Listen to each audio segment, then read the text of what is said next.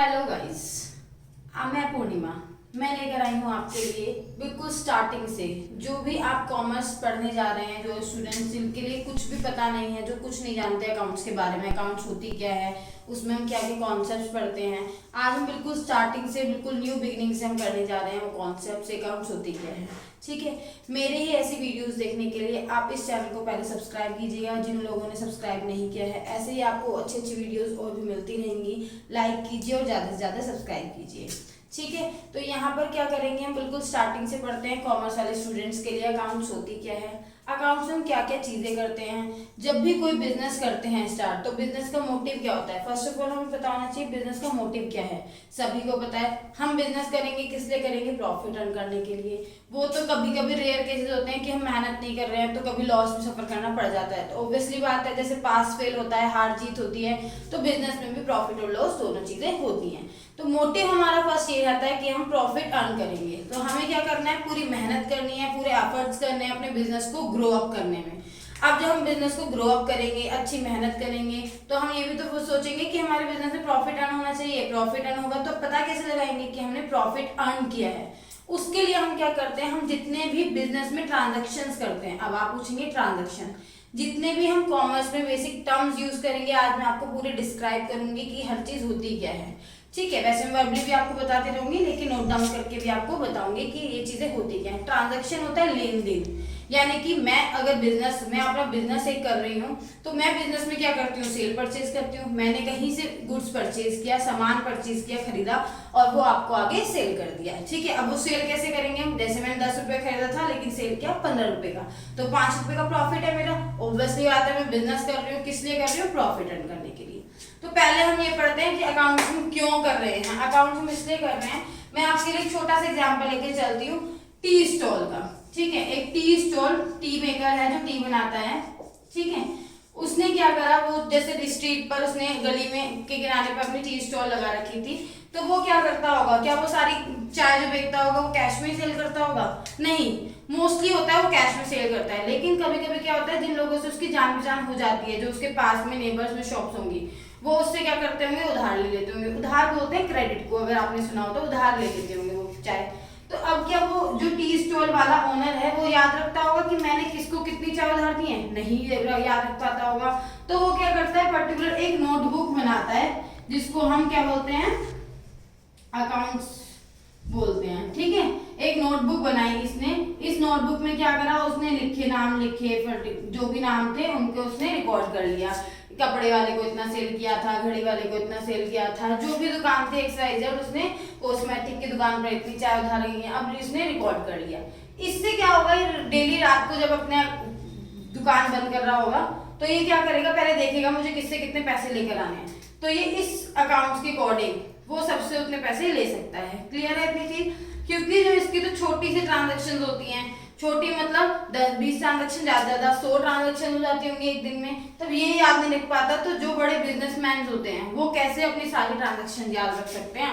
सारी ट्रांजेक्शन जो हमारी किस में होती है, लैक्स में होती है, करोड़ में होती है। बड़ा बिजनेस करोगे तो बड़ी ट्रांजेक्शन तो होंगी, उसमें कैश में और क्रेडिट में दोनों ट्रांजेक्शन होते हैं। क्रेडिट मतलब उधार ट्रांजेक्शन हो सकती है। तो वो जो हम ट्रांजेक्शन करते हैं, उन ट्रांजेक्शन को रिकॉर्ड करने के लिए हम ये अकाउंट्स पढ़ते हैं। और जो भी बच्चे अकाउंट्स पढ़ते हैं वो बहुत लकी स्टूडेंट होते हैं, क्योंकि आप ये जानते होंगे चाहे कोई सी भी फील्ड हो, कितने भी बिजनेस चल रहे हो, सबको एक अकाउंटेंट की जरूरत होती है to know the profit, to calculate the profit of the business. Clear है? तो हम क्या करेंगे, अब सारी बेसिक टर्म्स पढ़ते हैं। बेसिक टर्म्स पढ़ने के बाद अब इस आगे ब्रीफली हम कर पाएंगे जो भी हम ट्रीटमेंट करते हैं न्यूमेरिकल, उसको हम अच्छे से समझेंगे। पहले हम बेसिक अकाउंटिंग टर्म्स पढ़ते हैं।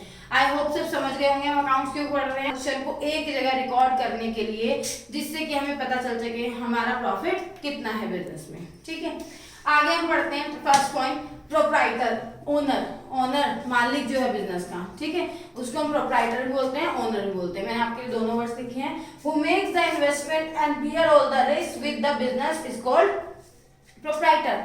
जो अपने बिजनेस में इन्वेस्ट करता है। अब मैं पूर्णिमा, मैं चाहती हूँ एक बिजनेस खोलना, मैंने एक नया बिजनेस खोला, तो ऑब्वियसली बात है उस बिजनेस को खोलने के लिए मैं उसमें पैसे लगाऊंगी, इन्वेस्ट करूंगी, मतलब पर्टिकुलर मेरी जो इन्वेस्टमेंट होगी वो उस बिजनेस में होगी। अब उस बिजनेस से प्रॉफिट होता है वो भी मेरा, अगर लॉस होता है तो वो भी मुझे ही बियर करना होगा। तो मैं ओनर हूँ उसकी। Who make the investment and bear all the risk with the business is called proprietor। वो proprietor जो सारे रिस्क bear करता है उसको हम ओनर बोलते हैं, proprietor बोलते हैं। क्लियर। सेकंड आता है गुड्स। गुड्स होता क्या है? अब आप सोचेंगे गुड्स क्या होता है? ये सामान होता है, ठीक है। सामान मतलब पर्टिकुलर मैं जिस चीज का बिजनेस कर रही हूँ वो जो कमोडिटी है मेरे पास में, यानी कि फिजिकल आइटम जो है जिसको मैं सेल परचेज करती हूँ, that is known as goods. Clear. अगर मेरे बुक की शॉप है तो बुक सेलर हूँ मैं, तो मेरे लिए गुड्स क्या होगा? बुक्स। अगर मैं बैग की शॉप कर रही हूँ, बैग सेल करती हूँ, तो वो बैग क्या होंगे हमारे लिए? गुड्स। तो पर्टिकुलर जिस चीज का हम सेल परचेज करते हैं, ठीक है, जिस चीज का हम बिजनेस कर रहे हैं, वो हमारे लिए क्या होते हैं? गुड्स होती हैं, सामान होती हैं। It is physical item of trade that are purchase to be sold, जिसको हमने खरीदा है पहले, किस लिए? सेल करने के लिए, फर्दर सेल कर रहे हैं हम, तो वो हमारे लिए गुड्स होती हैं। क्लियर। आगे हम बढ़ते हैं परचेज। परचेज नॉर्मल लैंग्वेज में जो हम लोग परचेज समझते हैं, खरीदना किस चीज को, यहाँ पर भी परचेज मतलब वही है, सेम। ऐसा कुछ नहीं है कि बहुत सारी आइटम्स सेम नहीं होगी, बहुत सारी सेम होंगी, बहुत सारी अलग होंगी। परचेज मतलब सभी जानते हैं किस चीज को खरीदना। The term purchase is used for goods और raw material। अब लेकिन परचेज टर्म हम यूज कब करते हैं? परचेज टर्म यूज करेंगे जब हम क्या परचेज करेंगे? कोई भी गुड्स परचेज करेंगे। गुड्स मैंने आपको बताया था क्या होता है? जिस चीज का हम बिजनेस कर रहे हैं, हमें पर्टिकुलर नहीं पता हमने क्या चीज खरीदा है, हमें पता है हमने अपनी बिजनेस के लिए सामान खरीदा है, तो जो हम सामान खरीदेंगे उसके लिए हम परचेज टर्म यूज करेंगे। क्लियर है। Purchase return. परचेज रिटर्न अब क्या होता है? मैंने गुड्स परचेज किए, परचेज करने के बाद वो गुड्स डिफेक्टिव निकल गए, खराब निकल गए, मुझे पसंद नहीं आया, तो मैं क्या करूंगी? रिटर्न तो करेंगे ना हम उसे। ऑब्वियसली बात है, अगर हम नॉर्मल मार्केट भी जाते हैं कुछ खरीदने के लिए और घर आकर हमने देखा, चेक करा, वो खराब निकली चीज या फिर हमें फिट नहीं आई जो भी था हमारा, तो हम क्या करेंगे? उसको रिटर्न करने जाएंगे। तो यहाँ पर क्या हो गया? Purchase return. इसका अनदर नेम है रिटर्न आउटवर्ड। आपको क्वेश्चन में गिवन हो सकता है रिटर्न आउटवर्ड के नाम से भी, तो रिटर्न आउटवर्ड आपको क्लियर होना चाहिए। परचेज रिटर्न को हम रिटर्न आउटवर्ड भी बोलते हैं। गुड्स परचेज में be return to the seller for any reason, for any defective, ठीक है। Next sales. सेल्स जिस चीज का आप सेल कर रहे हो, बेच रहे हो कोई भी गुड्स, मैं बिजनेस कर रही हूँ तो मैं जो भी सेल्स करती हूँ वो मेरी सेल्स है। The term sale use for sale of goods. याद रखिएगा, अब जहां पर भी गुड्स की बात आती है, चाहे वो सेल है चाहे वो परचेज है, आप तब वहीं पर ही यूज करेंगे, लेकिन ऑन होना चाहिए वो गुड्स। पर्टिकुलर किस चीज का नाम होगा तो आप नाम मेंशन करेंगे, लेकिन गुड्स की बात होगी तो हम परचेज सेल यूज करेंगे। Sales return. सेल्स रिटर्न का अनदर नेम है रिटर्न इनवर्ड। जैसे यहाँ पर था रिटर्न आउटवर्ड, ऐसे ही यहाँ पर है रिटर्न आउटवर्ड था, यहाँ पर है रिटर्न इनवर्ड, ठीक है। Goods sold when return by the purchaser are termed as sales return. अब जिसको हमने सेल किया था, मैंने सपोज कीजिए आपको गुड्स सेल किया है, आपने घर जाकर देखा वो चीज अच्छी नहीं है या टूटी फूटी निकली है, आपने घर जाके जब चेक किया तो आप मुझे वापस करने आ गए वो, तो वो मेरे लिए क्या हो जाएगा? Sales return. आपके लिए क्या होगा? वो परचेज रिटर्न, ठीक है। आगे आते हैं नेक्स्ट है स्टॉक। स्टॉक का अनदर नेम है इन्वेंट्री। एज पर कंपनीज एक्ट 2013 अपडेटेड जो आया है उसके अंदर हम स्टॉक को इन्वेंट्री से रिकॉर्ड करते हैं। इन्वेंट्री वर्ड से आप यूज करेंगे, ठीक है। पहले हम स्टॉक भी बोलते थे, अब इन्वेंट्री बोलते हैं।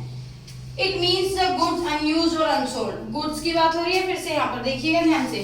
गुड्स, जब भी आप सामान, गुड्स मैंने बताया था जिस चीज का मैं बिजनेस कर रही हूँ, मैं बुक का बिजनेस कर रही थी, मेरे पास जो बुक्स बिकी नहीं है, सेल मतलब अभी अनयूज पड़ी है, ऐसी मेरे स्टॉक में पड़ी हैं, तो हम बोलते हैं ना हमारे पास स्टॉक पड़ा है अभी, लेकिन कहीं हम जाते हैं अगर खत्म हो जाता है तो शॉपकीपर क्या कहता है? नहीं, हमारा स्टॉक खत्म हो गया। तो स्टॉक से आप अवेयर हैं क्या होता है? It means the goods unused और अनसोल्ड, जो अभी तक बिका नहीं है, यूज नहीं हुआ है, वो हमारे लिए क्या होती है? स्टॉक और इन्वेंट्री होती है। Held by the business is known as stock. जो बिजनेस के पास है, बिजनेसमैन के पास टू टाइप्स के होते हैं stock. It has two types, opening stock and closing stock. अब आप पूछेंगे ओपनिंग स्टॉक क्लोजिंग स्टॉक क्या होता है? ओपनिंग से नाम पता चल रहा है शुरुआत में, और क्लोजिंग मतलब एंड में, ठीक है। तो जब भी हम बिजनेस करते हैं तो जो हमारे पास बिगिनिंग में पड़ा होता है अनयूज्ड और अनसोल्ड स्टॉक जो होता है वो ओपनिंग स्टॉक होता है। पढ़ते हैं हम इसको। It means the goods which is unused or unsold held by the business at the beginning of accounting year। Accounting year के जो बिगनिंग में हमारे पास पड़ा होता है स्टॉक अनयूज्ड और अनसोल्ड, उसको हम ओपनिंग स्टॉक बोलते हैं। अब अकाउंटिंग ईयर क्या होता है? आप सब कहेंगे हम तो अकाउंटिंग ईयर स्टार्ट करते हैं 1 जनवरी टू 31 दिसंबर, यही तो होता है आपका ईयर जो हमारा शुरू करता है, करते हैं हम न्यू ईयर वगैरह सेलिब्रेट करते हैं, बट अकॉर्डिंग टू अकाउंटिंग, ठीक है, अकाउंटेंसी जो हमारा अकाउंटिंग पीरियड होता है वो हमारा होता है 1 अप्रैल, याद रखिएगा 1 अप्रैल टू 31 मार्च, ठीक है। इसको हम अकाउंटिंग ईयर भी बोलते हैं, इसको हम फाइनेंशियल ईयर भी बोलते हैं। मैं यहाँ पर लिख देती हूँ आपके लिए, ये अकाउंटिंग ईयर भी होता है आपके लिए और ये फाइनेंशियल ईयर भी होता है। क्वेश्चन में गिवन हो सकता है फाइनेंशियल ईयर, तो आपको पता होना चाहिए। ये हमारा होता है कैलेंडर ईयर, जो आपको कैलेंडर में गिवन होता है। कैलेंडर में आप देखेंगे हमारा 1 जनवरी से 31 दिसंबर तक गिवन होता है, लेकिन जो हमारा अकाउंटिंग ईयर होता है वो हमारा स्टार्ट होता है 1 अप्रैल टू 31 मार्च। तो यहाँ पर हम अकाउंटिंग ईयर समझ चुके हैं क्या होता है। क्लोजिंग स्टॉक पर आते हैं। It means the goods which is unused और unsold held by the business at the end of accounting year, जो एंड में होगा, ठीक है। हम प्रैक्टिकली भी अगर घर में रहते हैं तो हमारे कोई भी चीज या कोई भी सामान ऐसा होता है, रात को कुछ चीज बच जाती है तो हम मॉर्निंग में उसी चीज से शुरुआत करते हैं। तो ऑब्वियसली बात है जो आज बच गया है कल की शुरुआत उसी से होगी। तो यहाँ पर जो सामान आज बच गया है उसको हम कल का ओपनिंग स्टॉक बन जाएगा। तो यहाँ पर एक नोट, 2 नोट मैंने लिखे हैं। टुडेज क्लोजिंग स्टॉक, जो आज रात का क्लोजिंग स्टॉक होगा, जो आज बचा हुआ होगा, तो ऑब्वियसली बात है कल हम उसको पहले सेल आउट करेंगे। Will be tomorrow's opening stock, वो कल के लिए ओपनिंग स्टॉक बन जाएगा। सेकेंड चीज, जब आप प्रैक्टिकली इसके न्यूमेरिकल्स करेंगे तो इस पॉइंट को बहुत अच्छे से आपको माइंड में रिकॉर्ड रखना है। Closing stock is valued eight, closing stock की वैल्यू किस पे की जाती है, वैल्यू की जाती है मार्केट वैल्यू, ठीक है, और कॉस्ट। अब आपने सपोज कीजिए आपका गुड्स का मतलब जो भी बुक्स का बिजनेस चल रहा था, आज आपकी बुक्स थी 10,000 की, ठीक है, लेकिन कल जब आप सोकर उठे तो मार्केट में उसकी वैल्यू क्या हो गई, 8,000 हो गई, वो गिर गई। जैसे गोल्ड के रेट्स अप डाउन होते रहते हैं, तो क्या हुआ, उसकी मार्केट वैल्यू कम हो गई। तो आप उसको रिकॉर्ड किस पर करेंगे, जो भी वैल्यू हमारी कम होगी, ठीक है। अगर आपकी कॉस्ट कम है तो आप उस पर रिकॉर्ड करेंगे, और अगर आपकी मार्केट वैल्यू कम है तो आप उस पर रिकॉर्ड करेंगे। इस चीज को, क्लोजिंग स्टॉक को याद रखिएगा। Closing stock is valued at market value और cost whichever is less, जो सबसे कम होगी उस पर आप रिकॉर्ड करेंगे, यानी कि बुक्स ऑफ अकाउंट्स में रिकॉर्ड करेंगे। क्लियर। आगे की डेफिनेशन कंटिन्यू करते हैं हम। ट्रांजैक्शंस, ट्रांजैक्शंस क्या होती हैं। Transaction it means an act of exchange of goods और सर्विसेज बिटवीन 2 और मोर पर्संस अगेंस्ट मनी और मनी ट्रस्ट। मैंने आपको बताया ट्रांजैक्शन क्या होता है, लेन देन, ठीक है। मैं सेलर हूँ, मैं अपना बिजनेस कर रही हूँ, आप मेरे पास कस्टमर आए हैं कुछ चीज सामान खरीदने के लिए, तो मैं क्या करूंगी, आप गुड सेल करूंगी और आप परचेज करेंगे। आप उसके लिए क्या करेंगे, मुझे पैसे देंगे, यानी कि मनी एक्सचेंज करेंगे हम। तो क्या होना जरूरी है, पहले तो 2 और मोर पर्सन का होना जरूरी है, क्योंकि ना ही मैं खुद को कोई गुड सेल कर सकती हूँ और ना ही मैं खुद को कोई सर्विस प्रोवाइड करा सकती हूँ, ठीक है। तो यहाँ पर क्या है, it means an act of exchange of goods. किस चीज का एक्सचेंज हो रहा है, गुड्स का एक्सचेंज हो रहा है। आपने रजिस्टर खरीदा और मैंने रजिस्टर सेल कर दिया पैसे देकर, ठीक है। और सर्विस, अब यहाँ सर्विस भी हो सकती है। सर्विस कैसे, मैं टीचर हूँ, आप मेरे पास पढ़ने आ रहे हैं, तो आप क्या करेंगे, मुझे फीस देंगे और मैं आपको सर्विस प्रोवाइड करूंगी एज अ टीचिंग, ठीक है। सर्विसेज बिटवीन 2 और मोर पर्सन अगेंस्ट मनी और मनीज वर्थ। अब मनीज वर्थ क्या होता है, कुछ लोगों के पास पैसे नहीं होते तो वो अपनी चीजें दे देते हैं, कि जैसे गिरवी वगैरह रख देते हैं ना, कुछ सामान दे देते हैं, तो मनीज वर्थ जो वैल्यूएबल होती हैं, ठीक है। ये 2 टाइप्स की होती है। It has 2 types of transactions. First monetary transaction, monetary transaction क्या होती है, which is related to money, जो मनी से रिलेटेड होती हैं। Second non monetary transaction which is not related to money, जो रिलेटेड मनी से रिलेटेड नहीं होती हैं। जैसे कि आप मेरे पास आए, कुछ सामान खरीदना था आपको, ठीक है, तो आपने उस सामान खरीदने के लिए पैसे तो थे नहीं, तो आपने अपनी कोई कॉमोडिटी मुझे दे दी वैल्यूएबल, जैसे आपने फोन मेरे पास रख दिया या आपने अपनी वॉच मेरे पास रख दी, क्योंकि आपके पास पैसे नहीं थे, ठीक है, which is not related to money. आगे आते हैं बिजनेस ट्रांजैक्शंस क्या होती हैं।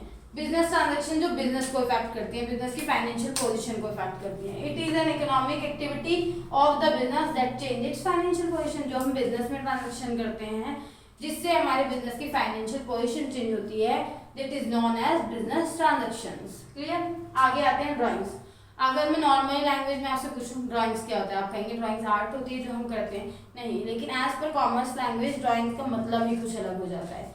ड्राइंग का मतलब होता है मैं ऑनर हूँ, मैं बिजनेस कर रही हूँ, ठीक है, तो बिजनेस करते हुए मेरे पास कुछ पैसे भी आते हैं, ऑब्वियसली बात है वो बिजनेस की इनकम है, लेकिन समटाइम्स क्या होता है मैं उसमें से पैसे निकालती हूँ, मैं घर के फैमिली के साथ तो डिनर पर चल जाती हूँ, फैमिली के साथ मूवी चल जाती हूँ, दैट इज प्राइवेट और पर्सनल यूज, ठीक है।